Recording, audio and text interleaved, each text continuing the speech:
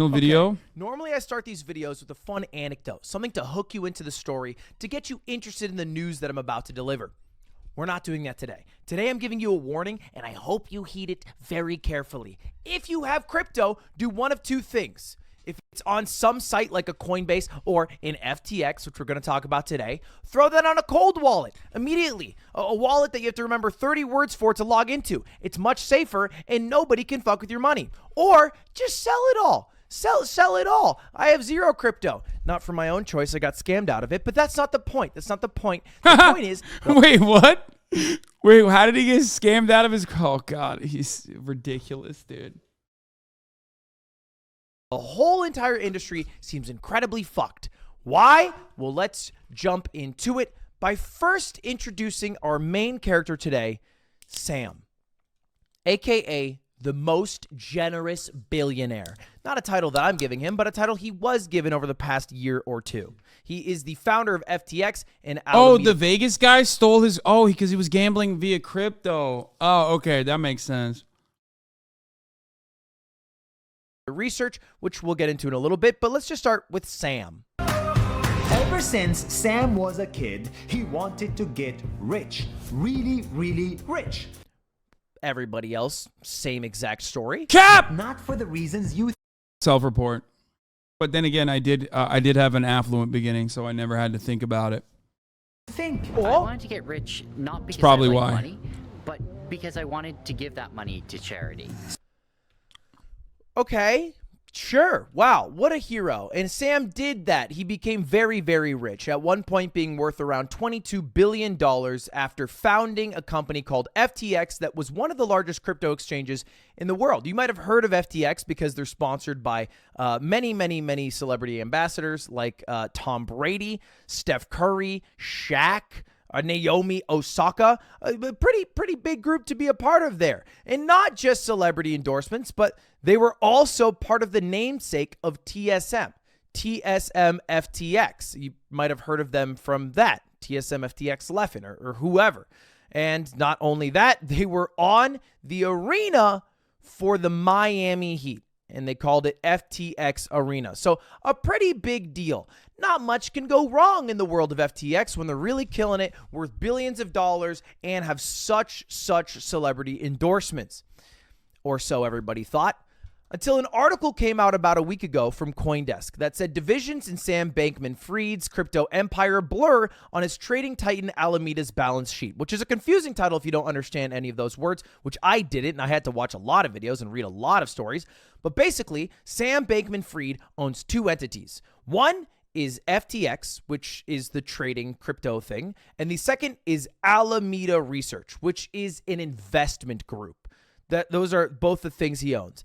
And it seemed like Alameda, which had $14.6 billion of assets, had a little bit too much of FTT token. Now, bear with me here. Stick with me. It is pretty standard, for whatever reason, that some crypto exchanges sell FTT tokens or tokens for their own crypto. Like Binance has a Binance coin. Now, it's not stock. It's not stock. It's more like airline miles, as another YouTuber put it, where you can buy into those, stocks or not stocks and get out perks, like maybe lower trading fees, etc. But you don't own part of the company. It's a little bit weird, but it's a thing. It's a thing that they do. And a lot of the other company that Sam owned was buying up FTT token, the token of FTX. Okay, on the surface level, not that big of a deal. But it was kind of like a lot, like a little bit too much, like over leveraged is the term people use. Like if you have $14 billion and $5 billion of the dollars are FTT token, well then what if FTT token crashes? You're kind of fucked. You're out of money. It's too much money in one thing. So that was a story that came out, somewhat innocuous. And then after that, one of the competing crypto exchanges, CZ, who is the founder of Binance, the largest crypto exchange in the world, decided he would sell all of his FTT token.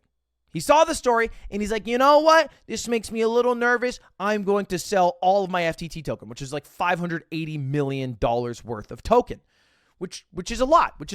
Kind of weird to announce that you're selling a token normally. No, he dumped it. Like, he 100% destroyed his homie's company. Like, I mean, which deserved to be destroyed, obviously, because it was fraudulent.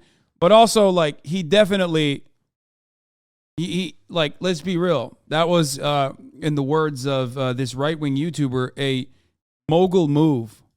You would just sell it, right? You don't have to announce it. Announcing it could create some problems. It could create some concern amongst other investors. And to squash out that concern, the CEO of Alameda offered to buy all of Binance's tokens at $22, which was like the average trading price, even a little bit above the average trading price. To which CZ said, no, I won't do that, smiley face. I'm going to stay in the free market. And how did that turn out? Well, as you would expect, if someone wants to sell a shit ton of their thing, other people are looking around being like, well, I might want to sell a shit ton of this thing. It's kind of like if you watch a TV show with someone and then they're on their phone the whole time, and then you're like, well, maybe this TV show sucks. And you start to feel insecure. Buyers are not too different. And so this is the date, November 7th, when they announced they were going to sell their FTT token, and it went from a price of $22 down to $15 at the lowest, ending the day at around $18, a little under $18. Pretty big hit for one day. Huge hit even. And the next day, we woke up to some news from Sam. Oh, no. TSM is covering up the FTX logo on their jerseys. Oh, no. This is his Twitter, which said, hey, things have come full circle, and FTX's first and last investors are the same. We've come to an agreement on a strategic transaction with Binance for FTX.com, which sounds really sweet. It sounds like a good thing happened. Good. It's not. Let's rephrase it with Binance's CZ's take. This afternoon, FTX asked for our help. There was a significant liquidity crunch. To protect users, we signed a non-binding letter of intent intending to acquire FTX. Basically, they got some troubles at home. They got some liquidity issues. And because a lot of people were trying to sell their FTT token, FTX didn't have the money quickly to be able to provide it all. They had issues where, hey, if people keep selling at this pace, we won't be able to provide it, which is somewhat normal. Liquidity issues aren't inherently bad, all right? Banks ran into that problem all the time in the early 20th century. If you remember history class, bank runs, all that good stuff. There was even times where billionaires like JP Morgan had to put up their own money just so people could pull out money. Because they had the cash, they just like might have loaned it to somebody, right? It might be invested right now. I can't give you your cash right away because I'm investing it to make more money. It's kind of what banks do, which is why we have now FDIC, insured banks that will make up to $250,000 of your dollars for sure safe. They will for sure give you that money back. That doesn't really exist in crypto, which is a big concern. So, anyway, Binance is offering to bail out FTX for one day. They tried. Sad day, they tried. Basically, FTX doesn't have enough money to pay back all the people who want to sell all their crypto, and Binance is going to come in clutch to help them out. But after looking through their books, Binance was like, you know what? This shit fucking sucks. This shit not good. I don't want to buy this. Even if it's pennies on the dollar, it's not worth it. And we will probably remain the number one crypto exchange, so it doesn't matter if they die out, even though all of crypto will probably take a huge hit from this. And what happens the day after that? FTX goes bankrupt. This is crazy. This is crazy how many things happen in such a short amount of days. They literally went fucking bankrupt. And that's not just FTX.com. It's also FTX US and a lot of the other groups around FTX. And how did we get here? How do we go from a liquidity crunch to bankruptcy? Well, it all comes down to a little bit of scheming. All right, you had to guess something was going on behind the scenes that wasn't exactly up to snuff. And you know what? Let's just read it in Sam's own words. Because he went on a podcast and he talked about basically how he's able to create a lot of value in something. And I'm not going to bore you with all the details. Feel free to go listen to the podcast or read through it like I did on Bloomberg. Basically, he said, if you have a box and a lot of people invest in the box, people think the box is really valuable. And then the box gets a big market cap, and you can say the box does whatever it wants, but the box is very valuable. And as long as people keep investing in it, then the box will always retain value. And the other person on the podcast, Matt. Like a scheme. Just how that works. Like a triangle or like a Ponzi, just a Ponzi shenanigan. The host of it said, hey, you just kind of explained that you're in the business of Ponzi scheming and that it's good.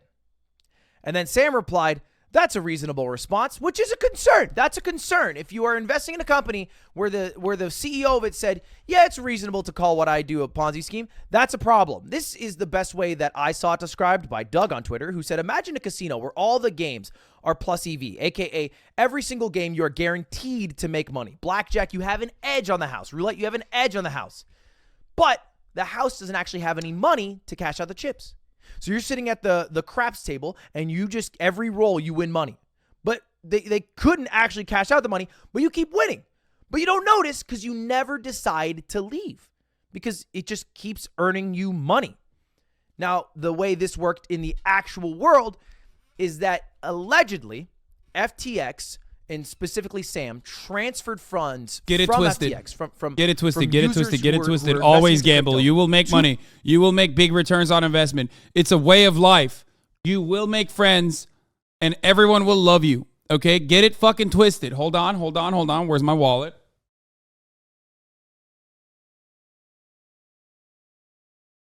Ironic because I have this card in my wallet that is right next to my my M Life Sapphire card, which I'm not even Sapphire. I'm higher than that now. Here it is, which is for those of you who know, it's a gambling. It's a gamble card for a casino. And what card do I have in here that I got at TwitchCon? Pull it out.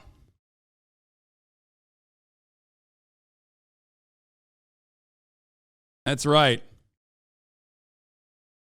Carry this with me everywhere I go. Just to remind myself. To get it fucking twisted, baby. I live by those rules. I like to live la vida loca. You know what I'm saying? You have your son in your wallet? Yes. Exactly.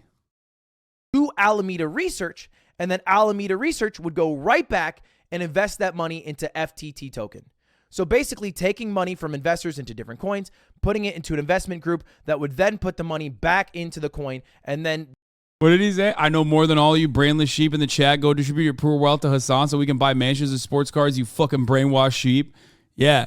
Instead, you should be gambling with my... you should be gambling instead with my fucking... with my code at stake.com. Get it twisted. The coin would go up and the people were like, damn, I cannot fucking miss. I cannot miss with these FTX folk until you miss super fucking hard. And look, honestly, the writing was on the wall. Look at this interview with the CEO of Alameda Research. Absolutely could pull it off without my math degree. Yeah, absolutely could pull it off without my math degree. Use very little math. Use a lot of like elementary school math. Being comfortable with risk is very important.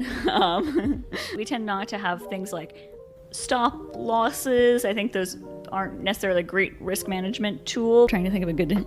Stop losses, by the way, like when you, at a certain amount of money, stop the loss by automatically selling it. So like if I have Amazon stock, I set a stop loss. So at the very least, I will only lose 50% of the amount I invested or something like that. Example of a trade where... Who needs that? You know, when you're going to the fucking moon, baby, that's FUD behavior. I've lost a ton of money. Oh, I got one for you. Well, I probably don't want to go into specifics too much with that. Okay. It'll come out. No, but you're fair. Okay, I don't want to get DMCA striked, but that about does it. But if it makes everybody feel better, Sam is sorry. Sam is sorry. Woo! That's huge. We can take that to the bank. His private jet flew to Brazil today. I don't know if he's on it running from the country or if it's just there for a little sightseeing. We'll find out. And it's not done. It's not done because because last night FTX and FTX US wallets got hacked. How? Look, it's all a shit show. That part is more sus than anything else, honestly. Like, that is literally the most sus. Like, I don't know enough, but like, wow, real suspicious that it got hacked on top of everything else. When, what did they hack? They got no assets. They got nothing. Oh, and a lot of people were sponsored by FTX that had to come out and apologize in pretty embarrassing no, Graham Stephan, no. fashion, because that company spent a lot in advertising.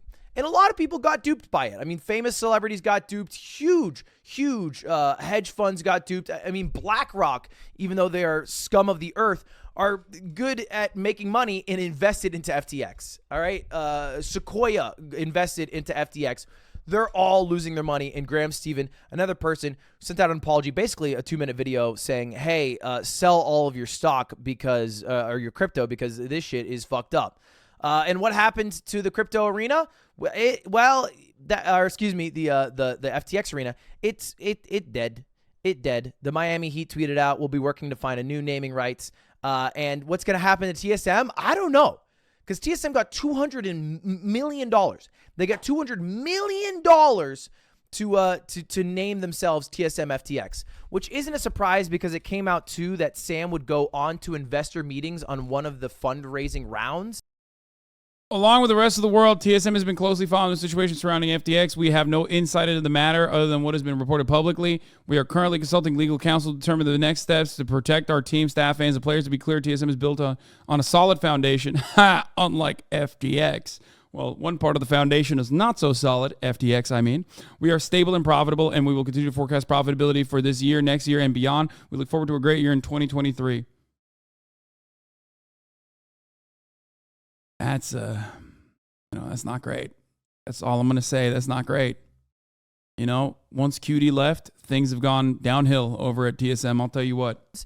And play League of Legends during the round. So he was probably just a huge TSM fan because if you're a League fan, you're usually a TSM fan. So was it Team Not Liquid? What the At some point in your life.